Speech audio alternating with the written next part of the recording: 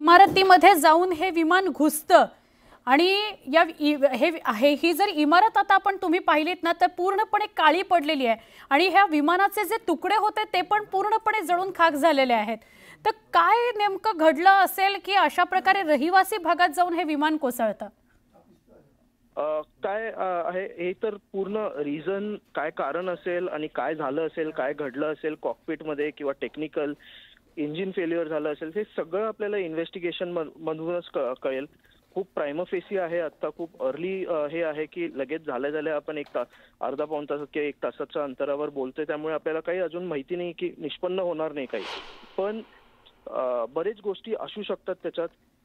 एक म्हणजे स्टॉल झाला असेल, इंजिन स्टॉल झाला असेल किंवा काही टेक्निकल हे असेल, चेकअप हेही बघायला लागेल की डिपार्चरच्या अगोदरचे सगळे पूर्ण 100% चेकलिस्ट प्रमाणे जे चेकअप्स असतील ते सगळे झालेले होते नाही होत नव्हते किंवा झाल्यानंतरही काय मेंटेनन्स रेकॉर्ड्स काय होते, त्याचे किती जुनी एअरक्राफ्ट होती। कारण आता आपणही बघतोय की टाटा ग्रुप घेतल्यानंतर बरेच त्यांचे एअरक्राफ्ट जे आहेत ते आता ऍट प्रेझेंट रिफर्बिशिंग स्टेजमध्ये आहेत, काही झालेले आहेत, काही नाही झालेत, नवीन काही एअरक्राफ्ट आलेत।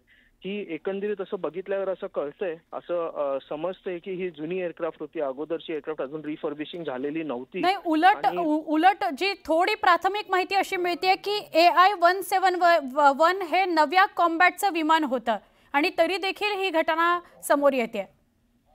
बर, हा, आता हे असं काही नवीन इन्फॉर्मेशन आता येते। सो ह्याच्यात निष्पन्न ह्याच्यात पूर्ण इन्व्हेस्टिगेशन मध्ये काय निष्पन्न होईल ते बघायला लागेल, पण ऍट द सेम टाइम हे डेफिनेटली एकंदरीत बघता असं वाटतंय की ह्याच्यात पायलटची जनरली दोन गोष्टी असू शकतात, टेक्निकल फॉल्ट किंवा पायलट फॉल्ट। त्याच्यात पायलटचं काय फॉल्ट असं एकंदरीत वरच्यावर बघितल्यावर दिसत नाहीये, काहीतरी टेक्निकलच असावं त्याचं, त्यामुळे हे झालेलं असावं। पण खूप मोठा धक्का आहे। पण जेव्हा अशा प्रकारचं विमान 1,500 फुटावरून उडत असतं आणि खाली येऊन ते एका इमारतीला आपटतं, तेव्हा किती चान्सेस आहेत विमानातली लोक वाचण्याचे?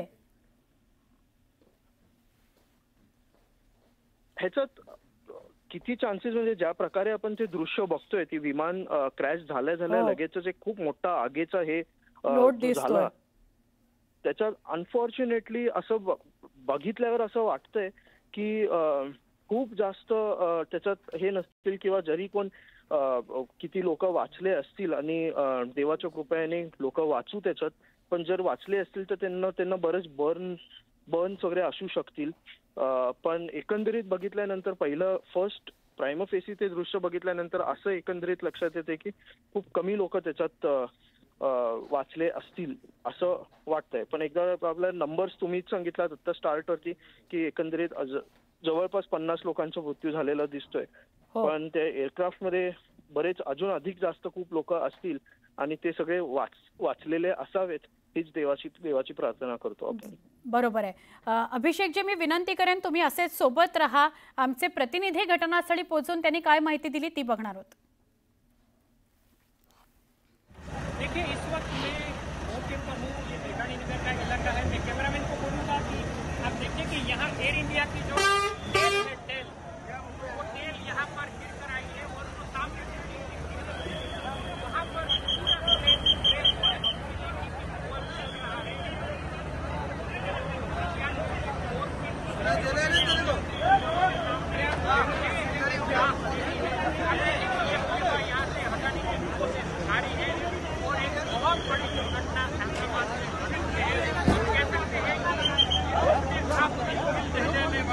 एक मंजर था और कई यात्रियों की जान इसमें जा चुकी है।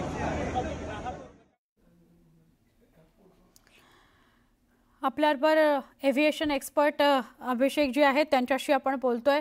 अभिषेक जी, तुम्ही बघितलं जवळच एक रुग्णालय आहे, तिथे सगळ्यांना नेलं जातंय आणि 50हून जास्त मृतांचा आकडा असू शकतो। आता तरी अधिकृत आकडा 50च येतोय।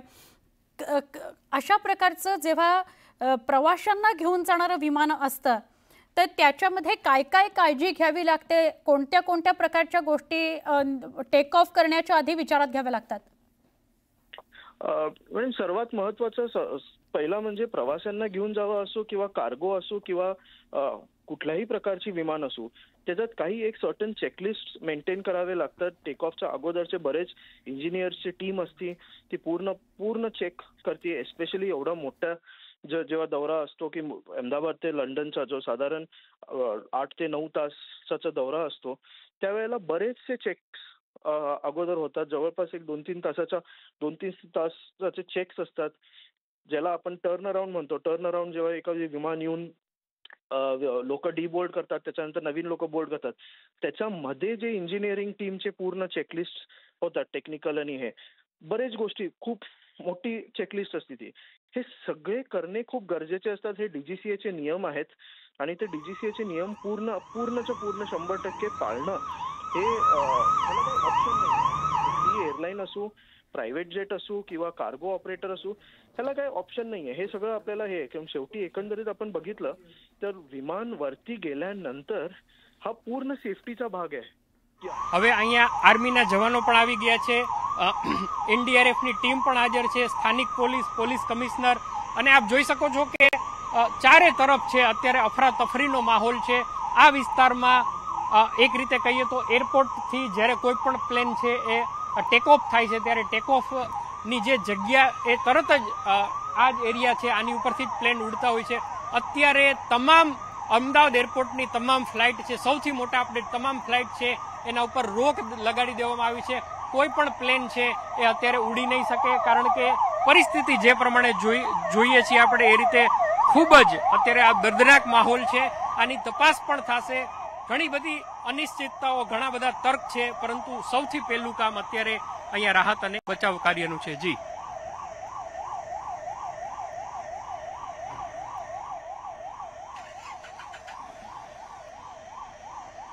माफ करशो, તમારો અવાજ નથી. तर संपूर्ण देशाला हादरवून टाकणारे विमान अपघाताचे हे दृश्य आपल्यापर्यंत पोहोचत आहेत आणि आतापर्यंत या विमान अपघातामध्ये 50 पेक्षा जास्त लोकांचा मृत्यू झाला, प्रवाशांचा मृत्यू झाल्याची माहिती समोर येते. दुपारी जवळपास 1:38 अहमदाबादमधल्या मेघानीनगर या परिसरात ही विमान दुर्घटना घडली आणि त्या विमान दुर्घटनेमध्ये आपल्याला माहिती आहे की जे लंडनला जाणारं विमान होतं अहमदाबादहून, त्याच्यामध्ये जवळपास 250 इतके प्रवासी प्रवास करत असावेत असा अंदाज आहे. त्याच्याबद्दलची जी आता माहिती प्रत्येक क्षणाला आपल्यापर्यंत पोहोचते आहे. आजचा हा दिवस खरं तर एव्हिएशनसाठी खूप महत्त्वाचा आणि धक्का देणारा ठरलेला आहे. इतक्या मोठ्या प्रमाणामध्ये प्रवासी संख्या असलेलं हे विमान अगदी टेक ऑफ नंतर काही मिनिटांमध्येच म्हणूया 15 किलोमीटर अंतर कापलेलं होतं या विमानानं टेक ऑफ केल्याच्या नंतर आणि मग अहमदाबाद विमानतळाच्या नंतर हे विमान कोसळलेलं आहे.